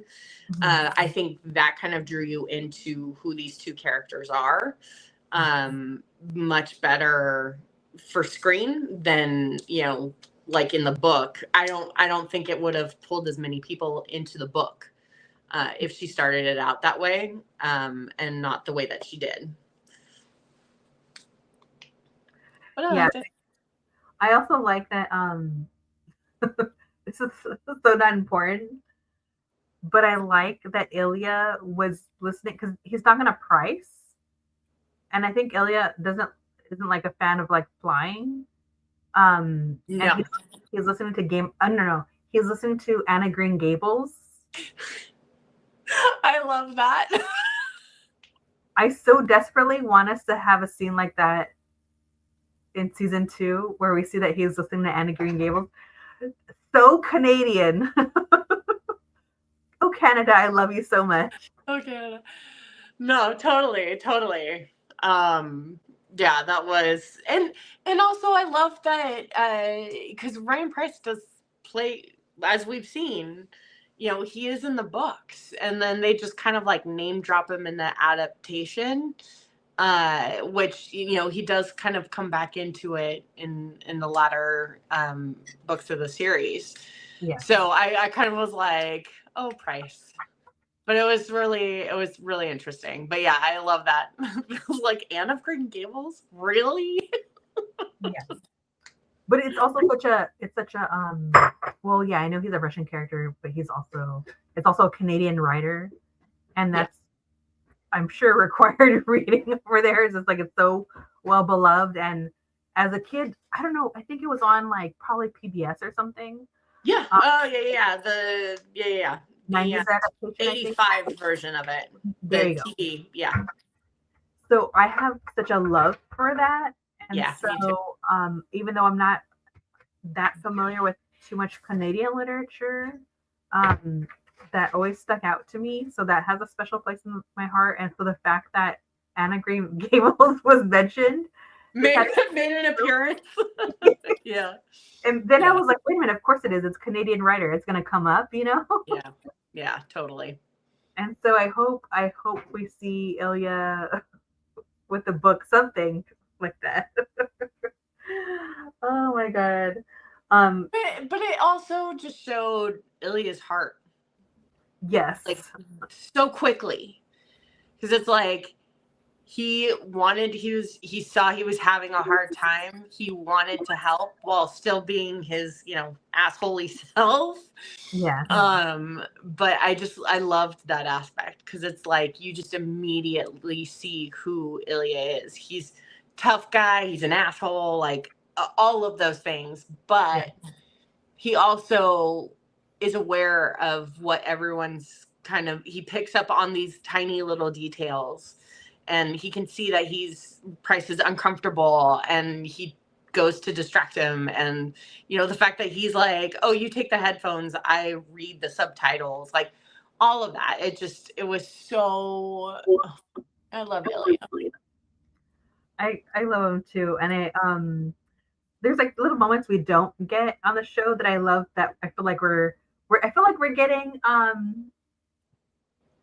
extras from the book. Yeah, Things that totally. couldn't cover on the show. So I like that after Shane and Ilya like they hook up and then Ilya leaves. I think this is like the first time. Mm-hmm. Rachel Reed writes, Ilya was grinning like an idiot for the entire cab ride back to his hotel. And it's like, and we don't see that, and I don't think you could really like play that. Like, I mean, us fans would love to watch.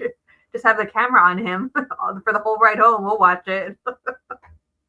No, totally. I mean, we see a little bit of the after aspects in the stairwell, the sweetest kiss heard around the world. That's the official name of it, by the way. I don't know if you know that. But like, yeah, we miss so much of these little tiny moments that are in the book that, because there's time for it. And you're able to see it. But yeah, you definitely miss it in the adaptation of it. But it is fun to kind of read it in the books. Yeah, and something else that was also adapted really well in terms of like, because we have this moment in Game Changers that worked really well as description to, I guess you could say, dialogue, but something that worked as description, but then was still put on a visual medium that worked really well. That now I understand why people praise it so much. Is what is it? The end of episode 2 when Shane is thinking about texting Ilya because they didn't kiss. Oh God, yeah.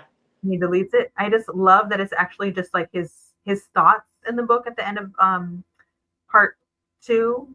He says goodbye, Hollander. Rosanov replied from the other room, and Shane left. He realized when he was back in his room that they hadn't even kissed. He also realized with horror that he regretted that. I was like, yeah. Because it was adapted so well because Tierney has to rely on the actor to convey that just with a look, and he does it, and it's devastating.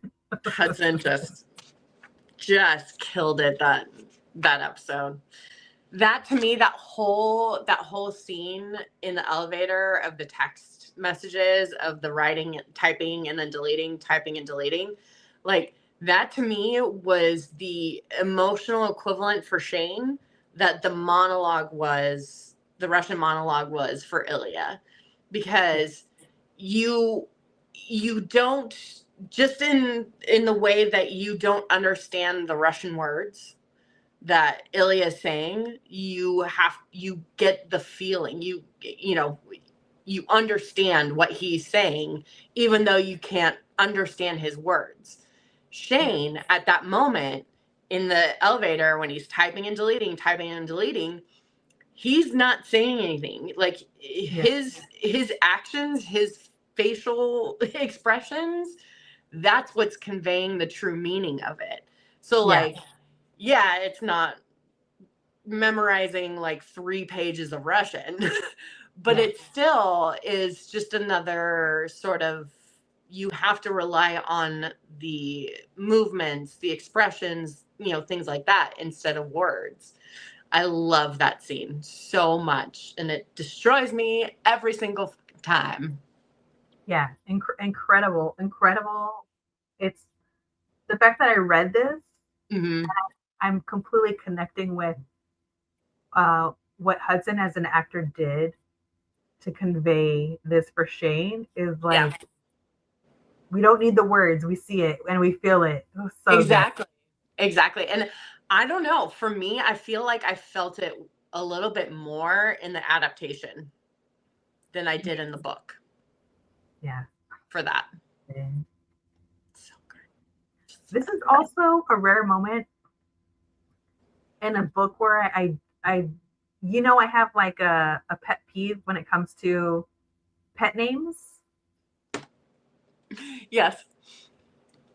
This is the first time I've been okay with it in these books.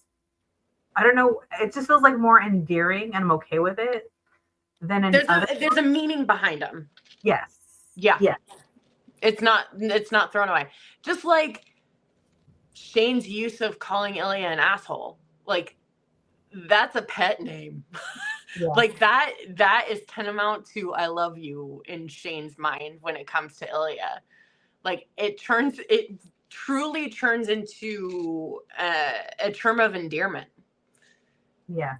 In the book and in the show, especially the show. Because like even the scene when in episode 2, when they're in Russia and Shane goes to talk to Ilya, he doesn't call him an asshole. And and that's because he doesn't love him in that moment. He's not feeling the feelings in that moment. Like, he's being an F-face. Like, truly, he's just being a dick. Yeah. Ilya is. And so I loved that choice by Tierney when he wrote it, to not include asshole. Because even though technically he was being one in that scene, Ilya was being one, it's a pet name. It's a term of endearment in the show. So it's like, yeah, I'm not going to use it. Makes the word mean more when you use it in an emotional sense, like in a term of endearment. Yeah. But yeah, I agree. I agree with that. Like, endearments, a term of endearment should actually mean something. It shouldn't be just a throwaway. I mean, I'm guilty. Like, I call everyone love and hey sweetheart, hey babe. Like, I use them often, but yeah, I do love that aspect of how Rachel Reed actually makes it mean something and not just kind of a throwaway. Yeah. ADD, virtues of books. Sorry, I got so lost in what we were talking about. You were talking about the term of endearment. Oh yeah. Nicknames, pet names. Yes, and I was going from there. Were you surprised at how many times they were on the verge of breaking up in their heads to each other? They were constant, especially in the end.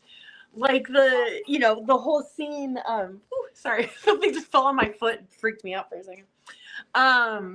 But the whole, like, the hospital scene, and especially towards the end, before they actually fully admitted their feelings to themselves, before they even spoke to the other one.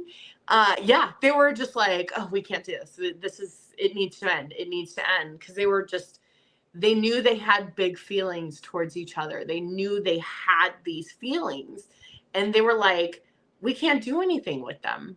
Like, it's just, it wouldn't be acceptable. We can't do this. So instead of continuing to hurt ourselves, we need to break it off. But then every single time they would go to do it, there would always be like a moment of feeling deeper, like falling deeper into love for the other one. It would always lead into this moment that made them realize, like, I can't do this. Like, I love him. I need him. I need him in my life.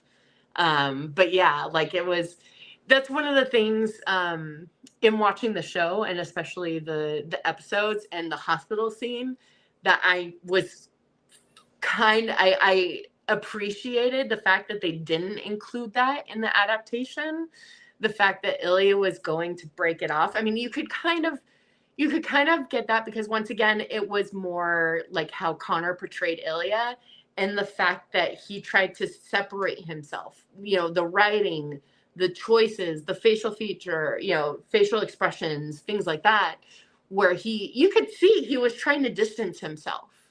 And even in the conversation, but I did appreciate not having Ilya's thoughts, hearing specifically Ilya's thoughts, and it was more just how it was portrayed, because you saw the final aspect of knowing that I can't break his heart. Like, I can't say no. I can't tell him no. I can't leave him. So you saw that aspect of it. You didn't see the leading up to that aspect. You didn't see him be like, oh, I can't do this, which I actually kind of appreciated, and I think enjoyed more in the adaptation than I did in the book. Yeah, because I feel like if they try to cram that in the 6 episodes, it would almost start to ring false after a while, and right. Book, it works better there, because it's more of a sense of like their vulnerability, and fear, to be like, oh my god, okay, this has to end, and then they fall deeper. It just works really well. But yeah, Darcelina, Ilya was at the cottage still wanting to break it off. 100%. And that just wouldn't work, No. If we saw that, like, no. Because the cottage is everything. The way that it was adapted was just like, okay. Can we say that we were gypped? There was a whole part afterwards, and that's one of the things that I wanted to talk about so bad when the episode dropped. Yeah, I was like, there's so much more. There's more information. There's more we should be getting. Get into it, Sam. What did you want more of? No, because you actually saw more of after where the show ended, of them leaving the cottage, the parents' cottage, Shane's parents' cottage. Like, it was just them driving off into the distance. And like I said, and I know I said this before, like, going into it, he had no idea if they would get a season 2. He had no idea of anything. So I can understand and appreciate wanting to end on that sort of note of, like, the promise of their future. Like, they have a future. They're literally riding off into the sunset. Yeah. Like, I can appreciate why he ended it there, in case of just a one and done season. But it's like you see more of their life starting together after that scene in the book. Yeah. Because you do get a little more. There is a little time jump, so you do see them sort of settling into their life in the book, into who they are as a couple. In a way, you kind of see a first glimpse of that. Also, the like actual like camps, like they're already happened. Like there's just a little more information that I was just like, why didn't you include that? Because Yeah. you do get to see them, like I said, like kind of start a life together a little bit. You don't see how they got to that point, but you do see a little bit more of them together, which I mean, we all wanted more of. We didn't want it to end there. It ended way too quickly. The show did, but yeah, that was my one thing. I was just like, I knew, because I had read this, and I read this a long time before I saw the show again, or the show came out. So like I forgot a lot of aspects of it. But yeah, that was the one thing from watching the show and having read the book before that I was just like, oh, I want more. Didi says, I wish we had the FaceTime call, and I think the slow hockey player comment is lost unless you read the book. Yeah. Agreed. And also the other aspect too that you get in the book that you don't get in the show is their setup to the Skype sex. Yes. Like you actually, you don't see that in the show at all. But it's definitely in the book, and it also continues. There's stuff in Long Game that it, references their sort of setup in how they are when they're in the midst of the season, and they're completely not together. They don't get to see each other as much, and so that was the other thing that I kind of was like, I'm wondering if they're going to include it in season 2, so you can kind of see how they survive as a couple, being two different, on 2 different teams, 2 different schedules, doing the same thing. Like, so maybe that'll be more in season 2. But the thing about the books that I enjoy was that you do actually, once they decide like, okay, this is a little bit more than just hate fucking, like, let's get into the relationship aspect. I feel like they did that a little bit more, and Rachel Reed did that a little bit more in the books than what they did in the screen adaptation. Yeah. I do like that they didn't do this. So I mean, don't get me wrong. I wanted more steamy scenes. Yeah. But I do kind of like it. I think you're already hitting on it. Is that it does make more sense narratively that when they're not together, there's like this absence. There's absence and yearning with each other. That absence on one side. Well, no. I mean like absence of each other. So there's absence. Absence. So there's yearning. Yeah. Okay. So there's more yearning, but also I feel like that's part of their wall with each other. Mm-hmm. And so I think it would make sense narratively that for season 2 we start to see that for that exact reason that you're already bringing up is like they're gonna keep that part of their relationship alive, and that's how. But I also feel like when we're in, which episode was it? Was it in maybe, I think it was episode 4. It must have been episode 4.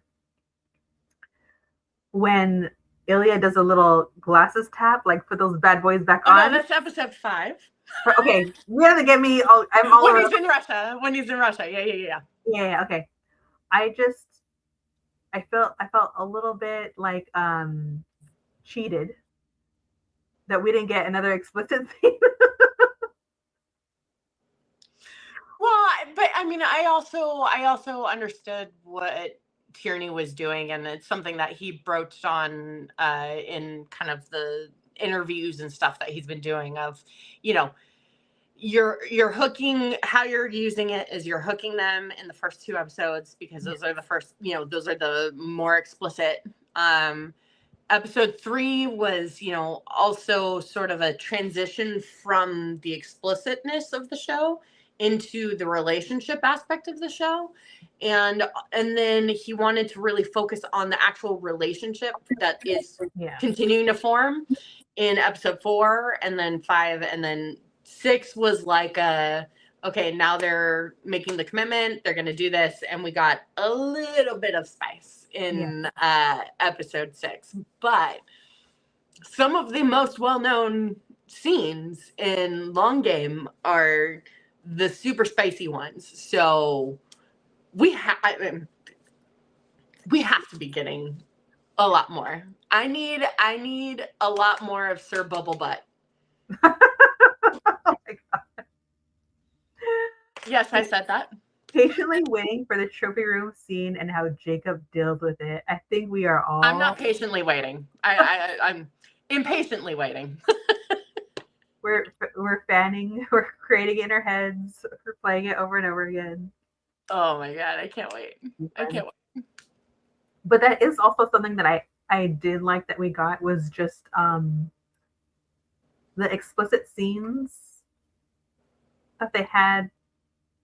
I guess what do you call it, like virtually or whatever, and the fact that there was like a dialogue going on between them, which I kind of felt like it touched upon this, but I like that we kind of learned that even though Shane hooked up with other people, it's really him revealing that no one else does it for him like Ilya does, because he just wants Ilya, and I felt like that really tapped into what happened at, when was it? I think it was like probably at the end of episode 1, which is that Shane says, "I need you," you know? And I felt like that's something that's kind of reinforced. Oh, are you talking about the Vegas hotel? Yes. When he's like, yeah. Episode 2.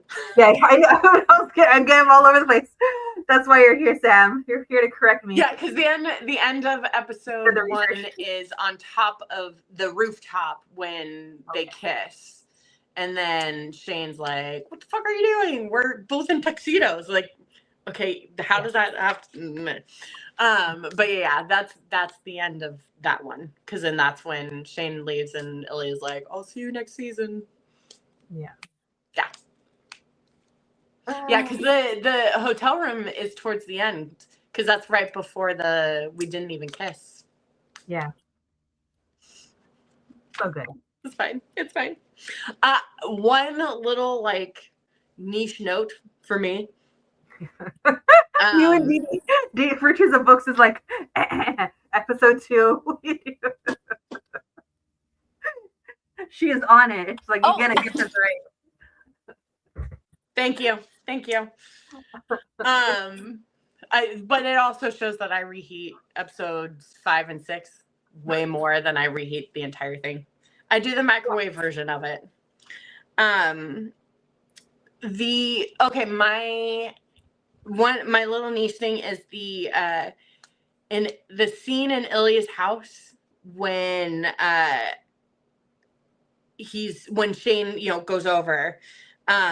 I don't know if any of you guys who are watching have watched the show Pushing Daisies, but Rachael put the facts were these. She wrote that out. The facts were these, and that was often used in the show Pushing Daisies to like explain the murders and stuff like that. The narrator would always go, the facts were these. So when Rachael put that in that scene, I was just like, Pushing Daisies. So that's what I mean by it was like super niche to pick that up. But I love that. I know it probably wasn't because of that. She was just explaining something, but my little Pushing Daisies heart. You can always ask. It might be a Pushing Daisies fan. It's also an American show or a Canadian show? Huh? Was Pushing Daisies an American show? Yes. Okay. You never know. Yeah. I mean, Brian Fuller is, he very much is kind of like a dark, sort of, like his writing and his shows and the things that he did were very like light, but also had this dark sort of twist to it. So like Pushing Daisies, like the visuals, the things like that, they were very light, but the main characters was a guy who can bring stuff back to life, but within a 60-second time limit before someone or something else would die around, and then he could never touch that person or dog or whatever again, because if he did, then they would die again. So like Brian Fuller just is very quirky, which kind of is fitting, but yeah. My love of Lee Pace. Yeah, we talked about this before. Yep. Dee Dee says, I know the episodes like the back of my hand at this point. Yeah, I have not reheated enough, and I need to reheat some more. Yeah. Send them to Shane. Was there anything else? Because I just realized we're running into like 2 hours, and there's so much to cover. I'm so sorry. Thank you guys for hanging around for our ramblings. It's just like I love it so much. I'm definitely gonna be rereading this. Oh, I also really like how the women were adapted into the show. Yes. Okay. Yeah, I'm glad you're bringing that up. Yeah. There's not a lot of them in the book. Like Darlena, we'll keep reading. Svetlana isn't really in there. She doesn't know. Not till the end. And we don't really meet her. And I loved how she was adapted. We get a sense that she is a badass in this book, but more so on the show. I love that she knows that Ilya is bi and she's just doing her own thing. And they're kind of like besties that hook up. And I love that. I love that she's supportive. She's just like, she knows him so well. She knows what's going on with him before he even is accepting what's going on with him as far as him being in love. And I love there's so many women like Elena. I like how Elena was adapted incredibly, but I don't even remember, even though I just was listening to this, I can't remember if Maria's even in here, but I love how she is in Game Changer. Yeah. For some reason, I barely remember her, but definitely, of course, as we all know, left an impression on all of us. Yeah. On the show. Yeah. In a way that, like, I felt was the women are just so dynamic in the show in a way that I felt worked better on the show than they did in the book. In the book, I agree. They they kind of condensed a couple of characters down into one. I think I appreciated Svetlana a lot more in the adaptation than I did in the book. I think giving Ilya a character that he's known forever, in a way, because it makes it seem like they have much more of a long-term relationship they've had in the screen adaptation than it does in the book. Mm-hmm. I think it gives him Ilya's character something and someone to kind of rely on, which in the screen adaptation of it, you do get you feel Shane's isolation in who he is, and just how isolating it is to be in that sort of position. I feel like you get that more in the screen adaptation than you do in the book. And Ilya has once again been unapologetically himself the entire time. So he doesn't give two shits.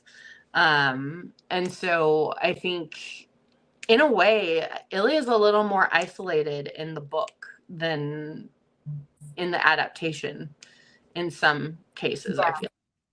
Yeah, I feel like he really has no one to go to. Mm-hmm. Yeah. In the book, more so. Mm-hmm. And I mean, I get that sense on the show, but I feel like at least he has Svetlana. I thought that was really important, that he has some sort of anchor to home in a way. Yes. Yeah, he does have an anchor. And I'm so hoping, I know there's a lot to adapt. There's a lot to juggle with season 2, but I hope she carries through in a way somehow, gets a chance to pop in especially with her being established as also American. Yes. I feel like there's this opportunity for her to be there, especially with Ilya's like emotional journey that's coming up. Um, I want him to have that anchor, you know. But I love it. Is there anything else that you want to talk about before we head on out? So much to cover. I don't know. One thing, I mean, just one thing. Thank God for Rose. Yes. I think the screen adaptation was so close to the book version of her. So like I appreciated that, and you know, that whole coming out scene talk, you know, that Shane and Rose had, you know, I loved it. The one, my heart. So when Ilya's on the phone with Shane, and Shane is like, I don't want you to be alone, and he's like, I'm not alone, you're here Yeah. with me. And like that destroyed me. Destroyed. I love that. But yeah, I just, like I said, I think the books, because of so much of the books is in the adaptation, it just reiterates how well Rachel Reed's writing translates, and just how, she did such a great job in portraying these characters and writing these characters and creating this world. So, it, like I said, not easy per se, but it just makes the job to adapt it to TV. I feel like it just made it a little bit easier.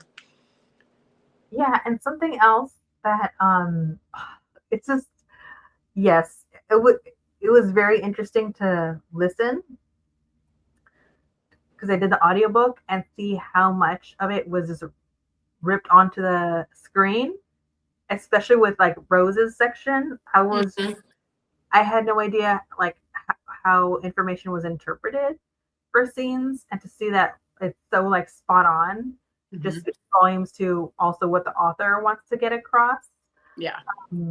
Something else that really stood out to me, because there are so many explicit scenes on the show, and there's conversations around like the intimacy coordinator, and Jacob Tierney has been very clear like how those scenes were very much scripted, because of the communication for Shane and Ilya is through their explicit scenes, because they're not communicating what they want and what they need.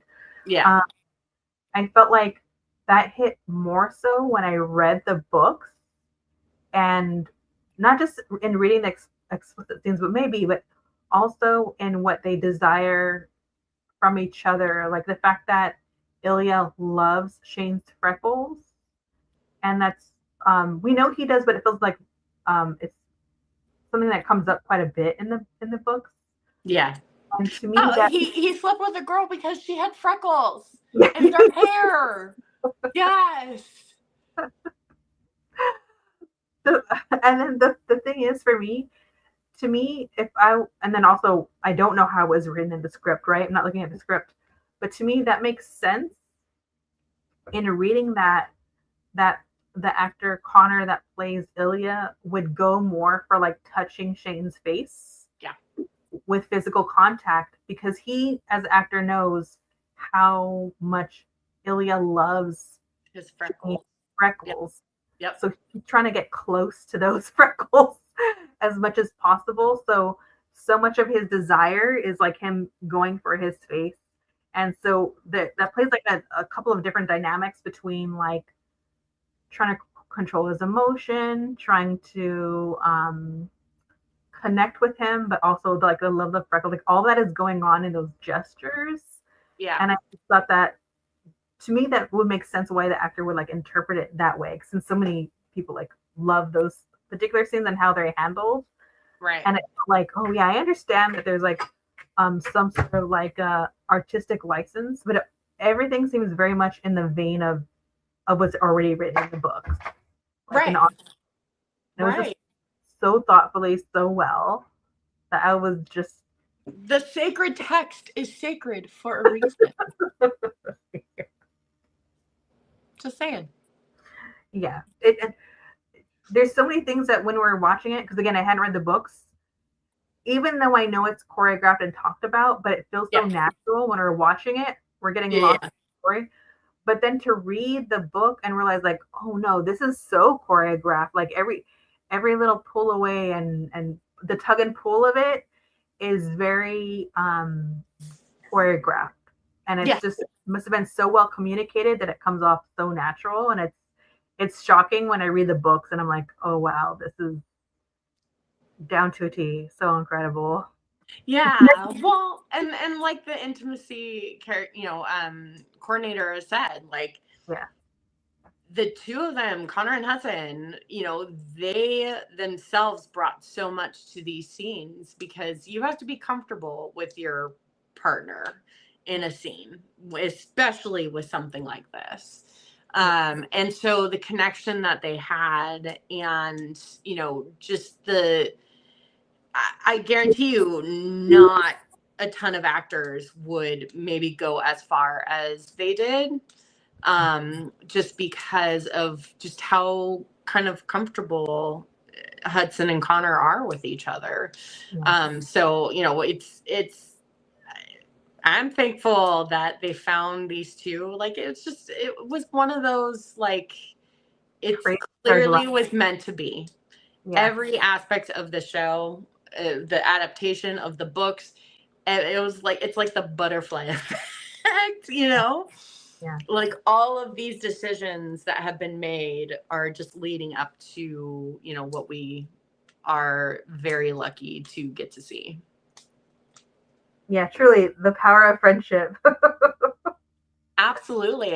And being open with each other and the communication. And I mean, there's so much that goes into these scenes, that you have to film. Cause like a friend of mine was on a show that had a kind of an intimate scene, and the notes that were given back to them from corporate was like, you need to refilm this. They look like they are not having any sort of fun at all. Mm. So, and part of that was just because of the relationship that the two actors had with each other just outside of this. So yeah, so like we're just very lucky we were given these two perfect little angels. Yeah, and just to add in tandem another fandom, my daughter grew up reading the My Little Pony comics and watching the show, the cartoon, and I in the don't remember it being explicit. that's a whole other thing. No, Wait a second. in the song it says friendship is magic, but you say it all the time and it's in the melody. Yeah. But one day, like, my schedules is crazy, and so my friend babysat for me, Elise, because I just couldn't get out of work and it's the conflict. And Mm-hmm. so we watched My Little Pony together, and I came to pick up Elise, and my friend was like, I get it now. Friendship is the magic. And to this day, I still remember that moment. And you know what, Darkelina? It is the power of friendship. It is the magic. That's so good. On that note, do you want to let everybody know? Do you have anything coming up, Sam, in terms of your culinary artistry? I'm gonna be doing a bake sale in probably the next middle of April. So definitely check out the Instagram for suggestions. I'm also I have a big 40th birthday cake that I'm gonna be baking. Yeah, that's gonna be fun, and it involves some stuff that I haven't done since culinary school, and maybe some kind of interesting flavors. So definitely, look out for that. All right. I have no clue what I have going on. This is my break. Actually, yes. You know what? I have my quarterly readathon going on. I don't have everything right now that's going on. So beyond all this, if you have any modern day current boots on the ground activists that you would like to highlight, I know this is very different from the cottage loons. Feel free to let me know in the comments or reach out to me on Instagram because I'm putting something together this weekend to release all month. So that's something else to look forward to. Thank you, everyone in the chat, especially Darkelina. We're going to be chatting more today. It's nice to virtually meet you, Darfelina. She won't shut up about you. Sam, thank you again. I couldn't do this without you. I need someone to wax poetic about romance because I Anytime. don't know what I'm doing. All right, everyone. Love ya. Remember, life is chaos, so be kind to others. Be kind to yourself and read more books. Bye.